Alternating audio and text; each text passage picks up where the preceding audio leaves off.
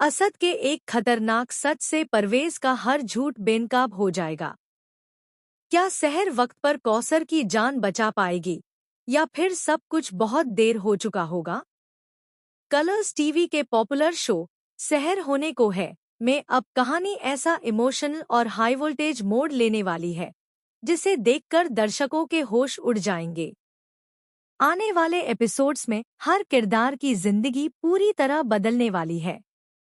जहां एक तरफ मौत और जिंदगी की जंग चल रही होगी, वहीं दूसरी तरफ रिश्तों के पीछे छुपे ऐसे राज सामने आएंगे जो पूरे परिवार को तोड़कर रख देंगे। एपिसोड की शुरुआत एक सुनसान जगह से होती है, जहां सहर और माहिर काफी देर से कौसर को ढूंढ रहे होते हैं। दोनों बेहद परेशान होते हैं क्योंकि कौसर अचानक गायब हो गई थी और उसका फोन भी बंद आ रहा था। सहर का दिल बार बार किसी बड़े खतरे का एहसास कर रहा होता है। तभी माहिर को सड़क किनारे कौसर का दुपट्टा दिखाई देता है। यह देखकर दोनों के चेहरे का रंग उड़ जाता है। जैसे ही वे आगे बढ़ते हैं, वहां कौसर खून से लथपथ हालत में पड़ी मिलती है। कौसर की हालत इतनी खराब होती है कि सहर कुछ पल के लिए खुद को संभाल नहीं पाती।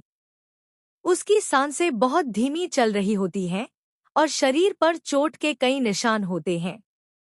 माहिर तुरंत उसे उठाता है, जबकि सहर कांपते हाथों से उसकी पल्स चेक करती है। सहर समझ जाती है कि अगर 1 मिनट भी देर हुई तो कौसर की जान जा सकती है। माहिर लगातार सहर को हिम्मत देता है।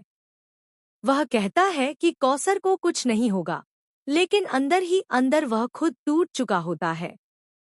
दूसरी तरफ सहर अपने डॉक्टर इंस्टिंक्ट्स का इस्तेमाल करते हुए तुरंत फर्स्ट एड देती है। वह अपनी दुपट्टे से कौसर के घाव बांधती है और माहिर से जल्दी गाड़ी निकालने के लिए कहती है। हॉस्पिटल पहुंचते ही डॉक्टरों की टीम कौसर को इमरजेंसी वार्ड में ले जाती है। बाहर सहर और माहिर बेचैनी से खड़े रहते हैं। सहर की आंखों से लगातार आंसू बह रहे होते हैं। उसे बार बार यही लग रहा होता है कि अगर उसने पहले कौसर की बात पर भरोसा किया होता तो शायद आज यह दिन नहीं देखना पड़ता। इसी बीच कहानी में सबसे बड़ा ट्विस्ट आता है। असद अचानक हॉस्पिटल पहुंचता है। उसका चेहरा डरा हुआ होता है और वह बार बार पीछे मुड़कर देख रहा होता है, जैसे कोई उसका पीछा कर रहा हो। सहर उसे देखकर हैरान रह जाती है। पहले तो असद कुछ बोलने से डरता है।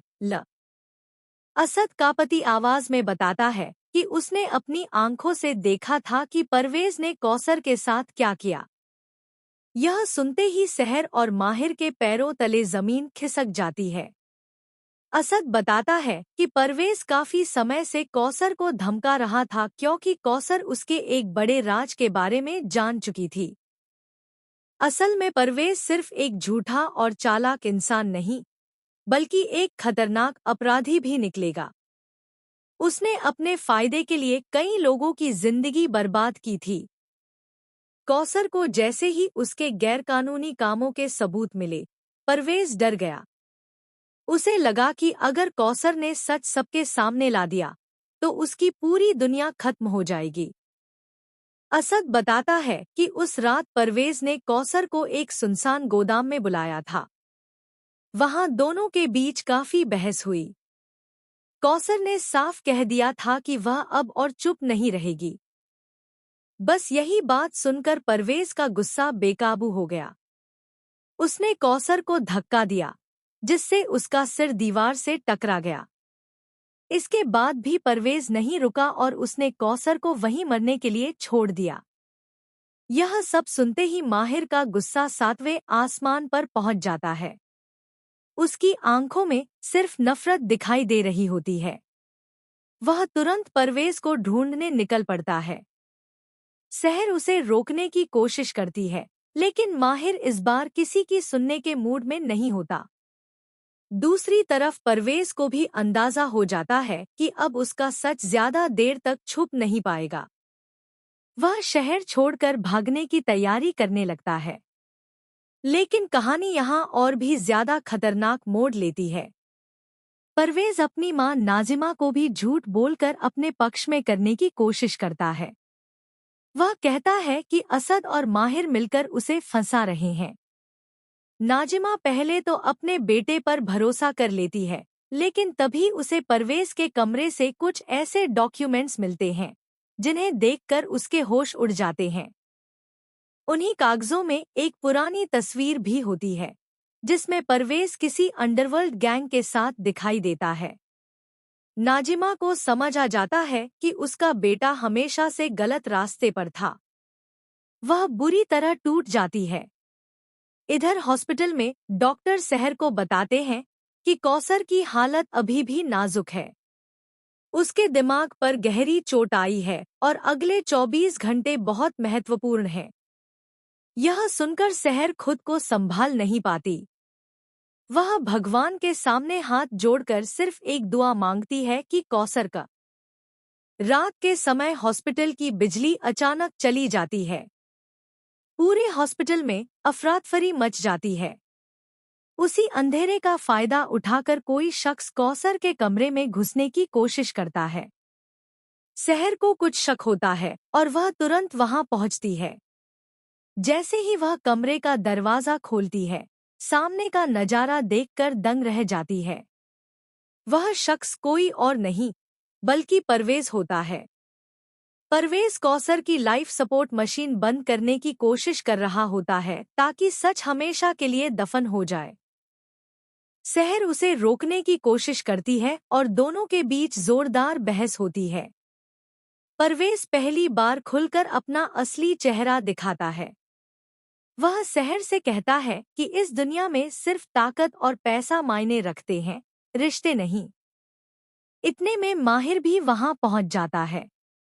माहिर और परवेज के बीच जबरदस्त लड़ाई होती है। दोनों एक दूसरे पर टूट पड़ते हैं। हॉस्पिटल का पूरा स्टाफ उन्हें रोकने की कोशिश करता है, लेकिन माहिर का गुस्सा अब कंट्रोल से बाहर हो चुका होता है। इसी दौरान पुलिस भी वहां पहुंच जाती है। असद ने पहले ही सारी सच्चाई पुलिस को बता दी थी। पुलिस परवेज को गिरफ्तार करने की कोशिश करती है, लेकिन परवेज वहां से भाग निकलता है। अब कहानी में एक और शॉकिंग मोड़ आने वाला है। जब कौसर को होश आता है तो सबसे पहले वह सहर का हाथ पकड़ती है। उसकी आंखों में डर साफ दिखाई दे रहा होता है। वह सहर से कहती है कि अभी सब खत्म नहीं हुआ है, असली खतरा अभी बाकी है। इसके बाद कौसर वह राज बताती है जिसे सुनकर सहर की दुनिया हिल जाती है। कौसर बताती है कि माहिर और नाजिमा की सगाई सिर्फ एक झूठ थी। दरअसल नाजिमा को मजबूर किया गया था। परवेज ने नाजिमा को ब्लैकमेल किया था क्योंकि उसके पास नाजिमा के परिवार से जुड़ा एक ऐसा सच था जो सब कुछ बर्बाद कर सकता था। लेकिन सबसे बड़ा झटका तब लगता है जब कौसर बताती है कि माहिर को भी इस सच्चाई का आधा हिस्सा पहले से पता था। माहिर सिर्फ सहर को बचाने के लिए चुप था। वह नहीं चाहता था कि सहर पर कोई खतरा आए। यह सुनकर सहर पूरी तरह टूट जाती है। उसे लगता है कि माहिर ने उससे सबसे बड़ा सच छुपाया। माहिर लाख कोशिश करता है खुद को समझाने की, लेकिन सहर अब किसी की बात सुनने को तैयार नहीं होती। दूसरी तरफ परवेज पुलिस से बचने के लिए एक खतरनाक प्लान बनाता है। वह फैसला करता है कि अगर वह बर्बाद होगा तो अपने साथ